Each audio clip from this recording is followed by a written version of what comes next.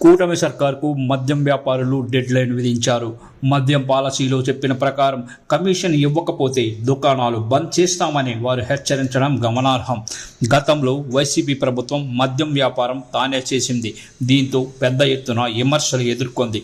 అంతేకాదు, మందుబాబులు కోరుకున్న బ్రాండ్లు అందుబాటులో లేకుండా చేసి వారి ఆగ్రహానికి గురైంది. ఇక కూటమి సర్కారు కొలువుదీరిన తర్వాత ప్రైవేట్ వ్యక్తులకు మద్యం దుకాణాలనే అప్పగించింది. టెండర్ల ప్రక్రియ ద్వారా దాదాపు 2,000 కోట్లు సంపాదించుకుంది. ఇంతవరకు బాగానే ఉంది. అయితే మద్యం పాలసీలో 20% కమిషన్ను మద్యం వ్యాపారులకు ఇస్తామని చెప్పారని, కానీ 10%కి మించడం లేదని వాళ్ళంతా ఆరోపిస్తున్నారు. ఈ నేపథ్యంలో వైన్ షాప్ యజమానులు సంచలన నిర్ణయం తీసుకున్నారు. వెంటనే 20% కమిషన్ ఇస్తామనే హామీపై సానుకూల ప్రకటన చేయాలని ప్రభుత్వానికి హెచ్చరిక జారీ చేశారు. ఒకవేళ ప్రభుత్వం తన మాటపై నిలబడకపోతే మద్యం దుకాణాలు బంద్ చేస్తామని ప్రకటించడం సంచలనం రేకెత్తిస్తోంది. గతంలో ఎప్పుడూ ఇలాంటి పరిణామం చోటు చేసుకున్న దాఖలాలు లేవు.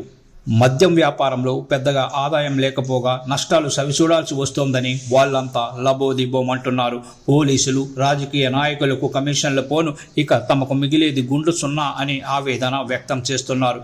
కనీసం 20% కమిషన్ ఇవ్వకపోతే ఇక వ్యాపారం చేయడం వృధా అని వాళ్ళంతా తెగేసి చెప్తున్నారు.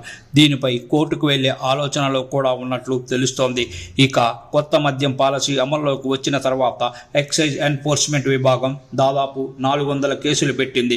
ఇదిలా ఉంటే బెల్ట్ షాపులు ఎంఆర్పి ఉల్లంఘనలకు జరిమానాలను ప్రభుత్వం 5 లక్షలకు పెంచింది. రెండోసారి కేసు పెడితే ఏకంగా లైసెన్స్ రద్దు చేసేలా నిబంధనలు మార్చింది.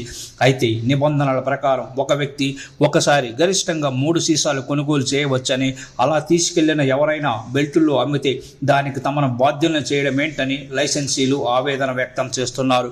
ఇప్పటికే మార్జిన్ సగమే వస్తుందని బాధపడుతుంటే ఈ స్థాయిలో జరిమానాలు విధిస్తే ఇక వ్యాపారం ఎలా చేయాలని వారు ప్రశ్నిస్తున్నారు.